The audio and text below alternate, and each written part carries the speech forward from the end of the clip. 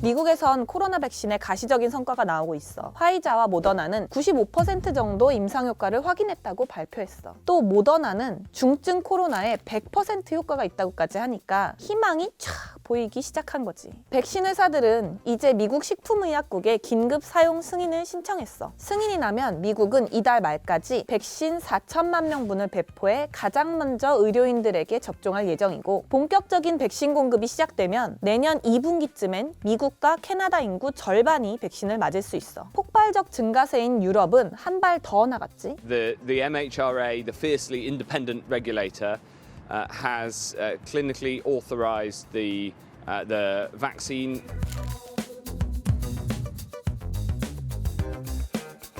독일이나 스페인도 이번 달이나 늦어도 내년 1월부터는 접종을 시작한다고 해. 임상 3상 중간 결과를 발표한 다른 백신도 많은데 아스트라제네카, 스푸트니크가 있고, 중국은 시노백, 시노팜이 있는데 중국은 최종 결과를 비공개해서 또 미국 존슨앤존슨, 노바백, 중국 캔시노바이로직스 등도 한참 개발 중이라 선택폭이 넓어지고 다양한 백신이 나올 수 있다는 점이 긍정적이야.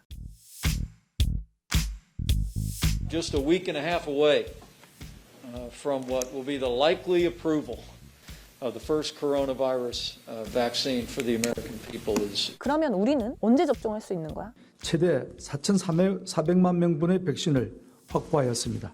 너주도 3월을 시작으로 단계적으로 도입될 예정입니다. 여러 회사 백신을 확보하기 위해 코백스 퍼실리티에 가입해 선입금 850억 원을 납부했고, 이와 별도로 지난 10월부터 화이자, 모더나, 존슨앤존슨 등 여러 제약업체와 개별 협상을 벌였고, 아스트라제네카와 백신 구매 계약을 체결했어. 백신이 우리나라에 공급되더라도 전 국민이 다 맞을 수는 없어. 물량이 한정적이니까 제비뽑기로 우선순위를 정할 수도 없는 거잖아. 그래서 WHO가 기준을 만들었는데, 전 국민의 10% 이하 분량만 공급이 됐다면 의료인 우선, 그 다음이 감염 사망률이 높은 노약자, 11에서 20% 정도면 만성질환자, 장애인, 교사 등이야. 우리나라도 이런 기준을 참고해서 백신 접종 우선순위를 정하겠지. 정부는 노인, 집단시설 거주자, 만성질환자 등 코로나19 취약계층과 의료 등 사회 필수 서비스 인력 등 약 3,600만 명을 우선 접종 권장 대상자로 고려하고 있습니다.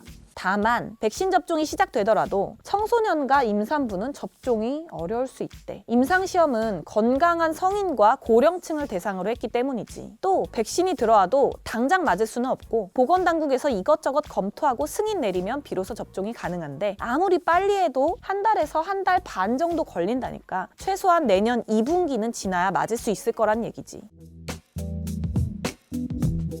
우리 몸은 한번 병원균이나 바이러스에 감염되면 몸 안에서 기억을 했다가 나중에 똑같은 바이러스가 들어왔을 때 얘 저번에 들어왔던 애네? 하고 빠른 대비를 하는데, 백신은 이 원리를 이용하는 거야. 개발 중인 코로나 백신은 여러 종류가 있지만 대표적으로 만들고 있는 두 가지 방식의 백신을 이야기해줄게.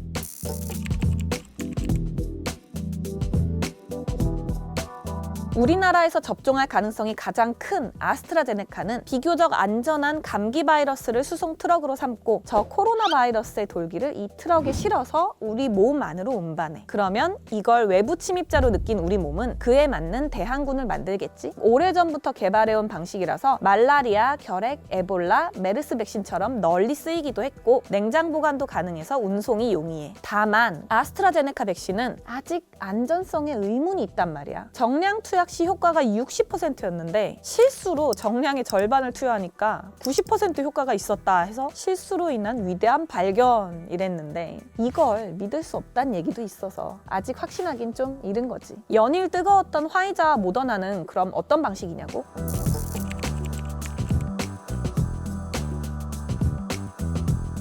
아이의 코로나 모형을 체내에서 만들어서 항체를 만들어내자 이거야. 즉 코로나 돌기를 만들 수 있는 설계도를 몸 안에 넣는 거지. 바이러스를 사용하지 않아서 부작용 위험이 적고, 체내에서 코로나 바이러스 모형을 쉽게 만들 수 있어서 개발 기간을 단축할 수도 있고, 저렴한 수준으로 대량 생산이 가능하지만 강력한 대항군 형성이 좀 어렵고, 또 보관 및 운송이 용이하지 않아. 백신은 건강한 사람에게 투여하되 부작용이 없어야 하고 효과는 확실해야 하니 보통 개발에 10에서 15년이 걸려. 하지만 변이가 빠른 코로나는 이제 1년밖에 안 됐는데 벌써 백신 여러 개가 임상시험 결과를 내고 있어. 전 세계가 백신 개발에 집중한 결과라 해도 많이 빠른 감이 좀 있지. 코로나 백신의 안정성과 효과를 제대로 검증하는 데 필요한 시간. 전문가들은 최소 3년으로 보고 있어. 임상시험 결과 90% 이상 효과가 나온다 해도 데이터가 충분치 않다는 얘기야. 특히 화이자와 모더나에서 쓰인 백신 방식은 수십 년 전에 나왔던 이론인데 임상시험에 성공한 케이스가 없어서 두고 봐야 한다는 신중론도 있어. 세계 최초로 백신 접종을 시작한 영국에서도 접종 하루 만에 부작용 사례가 나왔고 미국에서도 임상시험 중 부작용이 나와 우려가 제기되기도 했어. 단계적인 접종으로 부작용을 최소화하면서 불완전한 백신 효과를 함께 보완하면서 가는 수밖에 없지.